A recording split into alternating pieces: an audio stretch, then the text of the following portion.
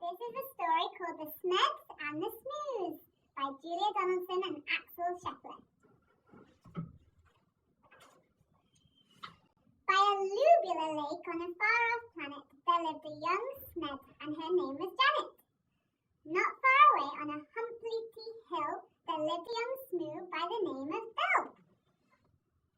Janet, like all the Smeds, was red, and this is what her grandfather said. Never, never play with the Smoos. They sleep in holes, they wear strange shoes, they jump about like kangaroos. Never, never play with the Bill, like the other Smoos, was blue. And these were the words of Grandmother Smoo. Never, never play with the Smeds. They have strange hair upon their heads. They sleep in funny things called beds. Never, never play with the Smeds. The Smeds on their lake like nothing better than splashing about getting wetter and wetter. But Janet grew bored with this watery play, and early one morning she tiptoed away. The Smoos jumped about on their humpty hill. They bounced up and down and never stood still. But Bill was beginning to think, this is boring. So early one morning he set off exploring. Janet met Bill in the Wirpular wood, where the truckles grew tall and the glompoms smelled good. The two rubbed antennae and played all day long. She told him a story, he sang her a song. Then they climbed to the top of a jerryberry coot and nibbled its juicy and jellyful fruit. Till who should disturb them but Grandfather Smed, shaking his fist as he angrily said, never, never play with a Smoo. They're such nasty shades of blue. For the 100th time I say to you, never, never play with a Smoo. Grandmother Smoo was close behind, and this is how she spoke her mind. Never, never play with a Smed.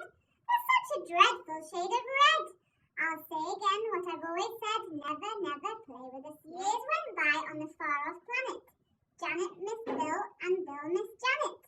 But off they crept whenever they could to sing and play in the Wirpular wood. The two of them grew and decided to wed. But what do you think their grandparents said? Never, never marry a Smoo. They're a beastly bunch. They're a crazy crew. They drink black tea. They eat green stew. Never, never marry a Smoo.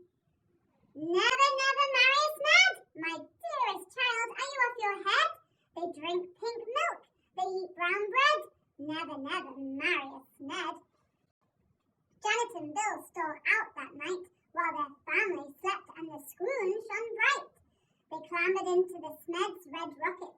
Grandfather Smed had forgotten to lock it. Bill pressed the button and Janet steered. When their families woke, they had both disappeared. The Smed said, your Bill must have stolen our Janet and taken her off to a distant planet. The Smoo said, it's Janet who's stolen our Bill, and lured him away from the humpty hill. The Smoos climbed into their rocket of blue, and they said to the Smeds, you had better come too. Suspicious and scowling, they soared into space, till they reached planet Vumjum, a dry and dusty place. The Vums had long arms which they waved in the air, but they didn't have news of the runaway pair. The next stop was Lurglestrop, covered in roses, and watered by beasts with small eyes and long noses. They touched down on Grimbletosh, coated in grime.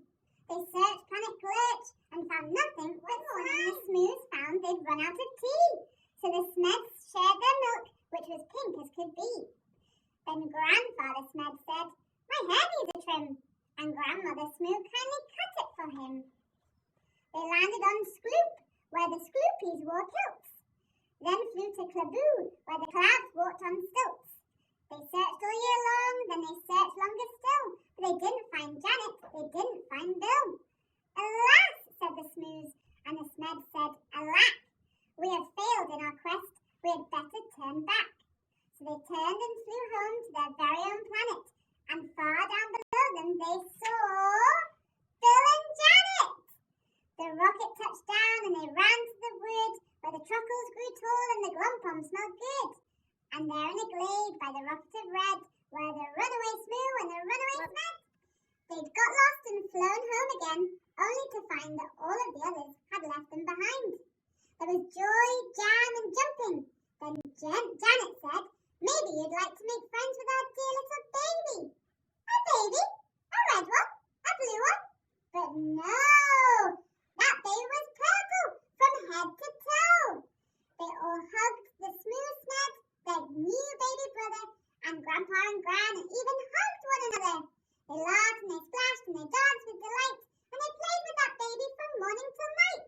They made him a rattle, they made him a flute, they fed him the fruit of the gerberry coot. Then they sang by the light of the silvery spoon, and you can sing too if you make up a tune. Play with the Smeds and play with the Smoos, play with whichever friends you choose.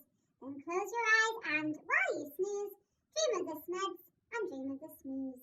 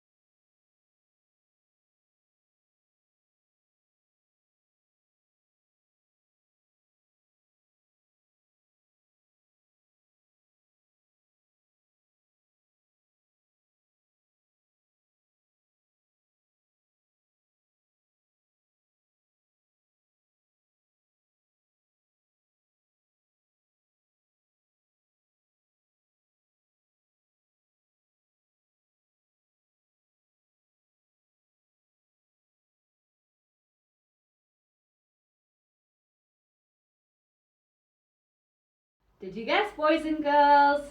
It's me, Mrs. Shear.